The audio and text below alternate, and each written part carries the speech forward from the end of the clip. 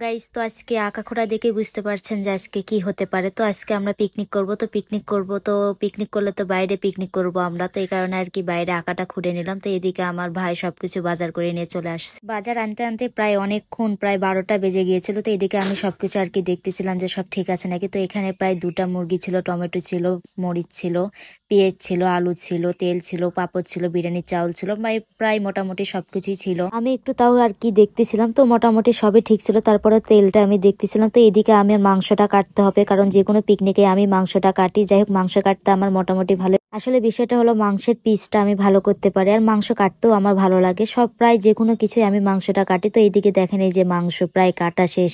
আর এদিকে আমরা সন্ধ্যাবেলা বারবিকিউ করবো জন্য আর কি মাংস সাইডে রাখছি। তো অবশেষে মাংসটা কাটা আমার শেষ। তো এইদিকে মাংসটা আমি কাটছি, এখন আমাকে ধুইতে হবে আর কি। যাই হোক, মাংস আমি অনেকক্ষণই ধুইছি। তো এইদিকে মাংসটা আগে ভেজে নেওয়ার জন্য আমি প্রথমে হলুদটা দিয়ে দিলাম। তো এদিকে আবার একটু লবণটা দিয়ে দিব, কারণ আগে মাংসটা আগে ভেজার জন্য আগে আর কি মাংসটা মাখায় রাখতে হবে সবকিছু দিয়ে। তো এইদিকে আমাদের বারবিকিউ করার জন্য আরেকটা মুরগি নিয়ে চলে আসলাম। তো এইদিকে দেখেন ডিমও ছিল, পেঁয়াজ ছিল, সবকিছু আর কি ছিল। তো এইদিকে সর্বপ্রথম আমি আঁকাতে চলে আসলাম। আঁকা ধরাতে এত পরিমাণ কষ্ট হচ্ছিল তা বলার বাইরে। এখন আমার সর্বপ্রথম কাজ আর কি মাংসটা ভেজে নিতে হবে। যাই হোক, এবার কিন্তু আমরা বিরিয়ানি রান্না করব। তো এর আগে যেরকম বিরিয়ানি রান্না করছিলাম সেম বিরিয়ানি রান্না করব। তো এবার মাংসটা আমার ভাজা প্রায় কমপ্লিট। তো দেখেন এত লাল লাল হয়েছে। এদিকে আমার ছোট ভাই আরেকটা মুরগি নিয়ে এসে ছিলতে লাগছে, কারণ ছিলা প্রায় শেষ। তো এদিকে প্রায় আলু ভেজে নিচ্ছে বর্মা। তো মাংস ছিলার পর আবার কিছুটা ছিল, তো ভাই আমাকে আবার সব হলুদ আর লবণ আবার দিয়ে দিচ্ছে। তো এদিকে মাংস ভাজা প্রায় আমার শেষ। এখন আমি ডিমটা ভেজে নেব। তো এই দেখেন ডিমের সাইজটা দেখেন। আর যাই হোক, হলুদ আর লবণ দিয়ে ডিমটা আমি মেখে নেওয়ার পর আবার একটু কয়রাতে তেল দিয়ে দিলাম। তো ডিম ভাজতে লাগলে তেলটা তো অনেক টাকতে হবে। তো অবশেষে ডিমটা দিয়ে দিলাম। এদিকে বর্মা পেঁয়াজ কুটির ছিল। তো অবশেষে ডিমটা প্রায় আমার ভাজা কমপ্লিট। এবার আমি নামাই নেবো। আসলে ডিম ভাজতে মোটামুটি অনেকটাই ভালো লাগে। তো এইদিকে আমি মাংসটা এবার কষাই নেব। তো মাংস কষাতে যা যা লাগে আমি প্রথমে পেস্টটা দিয়ে দিলাম। তো পেস্ট দেওয়ার পর আবার একটু নাড়াচাড়া করে দিলাম। তো এখানে বর্মা আবার খড়ি এনে দিচ্ছিল, কারণ খড়ি প্রায় সংকট ছিল। তো অবশেষে পেঁয়াজ মরিচ সবকিছু আর কি দিয়ে আমি মাংসটা কষাই ফেলবো। কিছুক্ষণ মরিচ আর পেস্টটা এগুলোতে প্রায় কিছুক্ষণ কষাই নিতে হবে। যাই হোক, রান্না করা কিন্তু ফার্স্ট টাইম রান্না করতেছি, মজাই অন্যরকম। আর সবাই মিলে পিকনিক করতেছি, আর সব যখন ভাই বোনেরা এক জায়গায় হয় তখন তো আরো বেশি মজা হয়। তো আমি একটু লবণ দিয়ে দিলাম, ঝালের গুঁড়া দিয়ে দিব, হলুদ দিয়ে দিব, সবকিছু দিয়ে আমি মিক্স করে আর কিছুক্ষণ প্রায় এগুলো কষাই নিব। তো অবশেষে দেখেন কষানা প্রায় দেখেন এত সুন্দর কালার আসছে তা বলার বাইরে। তো আমার মনে হলো যে ঝালের গুঁড়া কম হয়েছে, ঝালের গুঁড়া একটু দিতে হবে। তো ঝালের গুঁড়া দিয়ে মাগো মা এত সুন্দর কালার আসছে তা বলার বাইরে।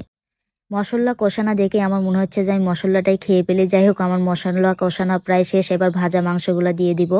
আর মন বলতেছে কখন মাংসটা হবে। ফার্স্ট টাইম আমি মাংস রান্না করতেছি। তো আমি রোদে থাকতে থাকতে আমার মুখ চোখ একদম প্রায় সবকিছুই কালো হয়ে গেছে। তো অবশেষে আমরা বিরিয়ানি রান্না করব। তো বিরিয়ানি মশলাটা দিতে হবে কষানোর আগেই। সবকিছু দিয়ে আমি প্রায় এইভাবেই 15 মিনিট কষাই নেবো। তো যাই হোক, আমি কষাচ্ছি আর এত শক্তি লাগিচ্ছে। অনেক বড় কড়াই, কিন্তু ক্যামেরায় অনেক ছোট লাগতেছে। আর আমরা মানুষও ছিলাম প্রায় 14-15 জন। যাই হোক, যখন আমি মাংস কষাচ্ছিলাম আর মনে হচ্ছিল যে আমি কখন খাবো। তো আসলে সবাই মিলে পিকনিক করতে কিন্তু অনেক ভালো লাগে, আর সেটা যদি বাইরে হয় প্রায় সবাই আমাদেরকে দেখতেছিল যে পিকনিক করা।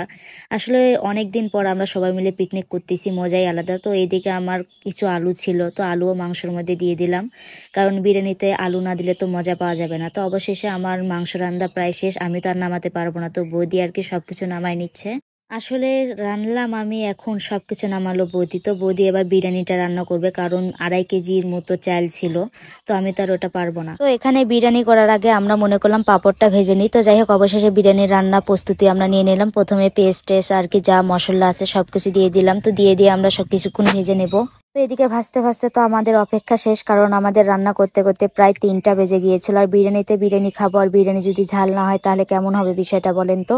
অবশেষে বিরিয়ানিটা আমরা কয়রাতে দিয়ে দিয়েছি। তো যাই হোক, বিরিয়ানি এভাবে নাড়াটাড়া দিয়ে এইভাবে আমরা হলুদ আর কি গরম জল দিতে হবে, কারণ বিরিয়ানিতে গরম জলটা মেন। আর গরম জল দিলে আমরা বিরিয়ানিটা তাড়াতাড়ি হয়ে যাবে। তো অবশেষে আমরা বিরিয়ানিতে গরম জল দেওয়ার পর কিছুক্ষণ ফুটানোর পর আমরা কষানো মাংসটা দিয়ে দিলাম, আর এইভাবে নাড়াচাড়া দিচ্ছি। দেখেন কালারটা আসছে কি। তো অবশেষে আমাদের বিরিয়ানিটা প্রায় কমপ্লিট হওয়ার মাঝে। তো অবশেষে দেখেন বিরিয়ানিটা আমাদের কমপ্লিট। তো আমরা ছাদে চলে আসলাম। তো এই যে ছাদে সবাই মিলে বসে পড়ছে। তো ওইদিকে ভাইয়েরা বসছে, এইদিকে দাদারা বসছে। তো বৌমা আর কি দেওয়া থাওয়া করতেছে। তো আমি ভাবলাম যে কার কি লাগবে। তো আমি মনে করলাম এদিকে সালাদ টালাদ কেউ পায়নি। তো আমি মনে করলাম আমি সালাড দিয়ে এদিকে দাদা সব দেওয়া থাওয়া করা শেষ। তো অবশেষে খাওয়া দাওয়া শেষ। আমরা দেওয়া থাওয়ার পরে আমরা সবাই মিলে 7 আপ খাচ্ছি। আসলে পিকনিক করার মজাই আলাদা, সবাই মিলে একসাথে।